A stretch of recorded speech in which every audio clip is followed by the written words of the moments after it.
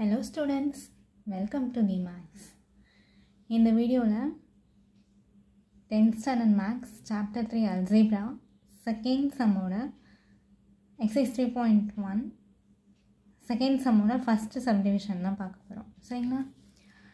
Discuss the nature of solution. இதுக்கு முன்னாடி வரைக்கும் நம்ம என்ன சம் பார்த்தோம்? ஈக்குவேஷன் சால்வ் பண்ணி போட சொல்லியிருந்தாங்க. ஓகேங்களா? ஆனால் இதில் நேச்சர் ஆஃப் சொல்யூஷன் என்ன அப்படின்னு நம்மளை கேட்டிருக்காங்க. ஈக்குவேஷன்ஸ் கொடுத்து nature of solution. Nature of சொல்யூஷன்னா என்ன? நம்ம ஏற்கனவே எக்ஸாம்பிள் சம்ஸ்லாம் போட்டிருப்போம் இல்லைங்களா? 3.5 நம்ம போட்டிருப்போம். Infinite solution, no solution, unique solution அந்த மாதிரி போட்டிருப்போம். சரிங்களா? ஸோ இப்போ போட்டு கண்டுபிடிக்கலாம். இந்த சம் எந்த எக்ஸாம்பிள் பேஸ் பண்ணதுன்னா 3.5 பேஸ் பண்ணது. எக்ஸாம்பிள் 3.5. சரிங்களா? இப்போது நான் என்ன பண்ணிட்டேன், கொடுத்துருக்குற ஈக்குவேஷன்ஸ் எடுத்து 1 2 3 போட்டு எழுதிட்டேன். சரிங்களா? இதில் ஃபஸ்ட் ஈக்குவேஷனையும் செகண்ட் ஈக்குவேஷனையும் கம்பேர் பண்ணுங்கள். ரெண்டு ஈக்குவேஷனையும் நம்ம ஆட் பண்ணும் போது ஒய் நமக்கு என்ன ஆகிடும், கேன்சல் ஆகிட்டு எக்ஸ் டேர்மும் ஜெட் டேர்மும் மட்டும் நமக்கு என்ன பண்ணும், கிடைக்கும். ஓகேங்களா? நான் என்ன பண்ண போகிறேன், ஆடிங் 1 and 2 add பண்ணலாமா? x plus 2y minus z is equal to 6. இது first equation. Second equation என்ன? minus 3x minus 2y plus 5z is equal to minus 12. ரெண்டுத்தையும் என்ன பண்ணணும், இப்போ ஆட் பண்ணணும். 2y 2y கேன்சல் ஆகிடும். சரிங்களா? நமக்கு என்ன கிடைக்கும், minus 3xல plus 2x போயிடுச்சுன்னா minus 2x, 5zல 1z போயிடுச்சுன்னா plus 4z is equal to minus 6. நான் என்ன பண்ணுறேன்னா ஃபோர்த் ஈக்குவேஷனாக எடுத்துக்கிறேன்.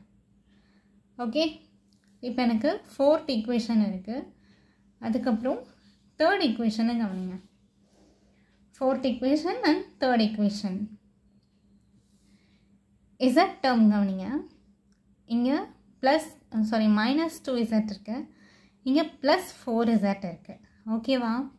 இப்போ நான் z கேன்சல் பண்ணணுன்னா என்ன பண்ணலாம், சிம்பிள் தேர்ட் ஈக்குவேஷனை 2வால் மல்டிப்ளை பண்ணலாம். ஓகேங்களா?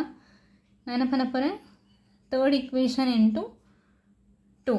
அதுக்கப்புறம் ஃபோர்த் ஈக்குவேஷனை அப்படியே எழுதிக்க போகிறேன். Is it clear? ஃபோர்த் ஈக்குவேஷனை என்ன பண்ண போகிறேன், அப்படியே எழுதிக்க போகிறேன். இப்போ தேர்ட் ஈக்குவேஷனை நான் 2வால் மல்டிப்ளை பண்ணேன்னு சொன்னல, சொல்லுங்கள் பார்ப்போம். 2வால் மல்டிப்ளை பண்ணும்போது 2x minus 4z is equal to 6. 3 2s are 6 இல்லையா? அடுத்தது ஃபோர்த் ஈக்குவேஷன் இருக்கா, அதை அப்படியே எடுத்து எழுதிக்கிறேன். minus 2x plus 4z is equal to minus 6. ஓகேவா? இப்போ நான் இது ரெண்டையும் என்ன பண்ண போகிறேன், ஆட் பண்ண போகிறேன். நம்ம எய்ம் பண்ணது z கேன்சல் பண்ணிவிட்டு எக்ஸோட வேல்யூ கண்டுபிடிக்கணும்னு. ஆனால் நம்ம z கேன்சல் பண்ணுறதுக்கு இங்கே தேர்ட் ஈக்குவேஷனை 2வால் மல்டிப்ளை பண்ணும்போது ஆட்டோமேட்டிக்காக எல்லாமே என்ன ஆகிடுது, 0 ஆகிடுது. ஓகேங்களா? இப்போ பாருங்கள், இதுவும் கேன்சல் ஆகிடுச்சா, இதுவும் கேன்சல் ஆகிடுச்சு, இதுவும் கேன்சல் ஆகிடுச்சு. ஓகேங்களா? அப்போது நமக்கு ஆன்சர் என்ன தான் வரும், 0 ஈக்குவல் டு 0.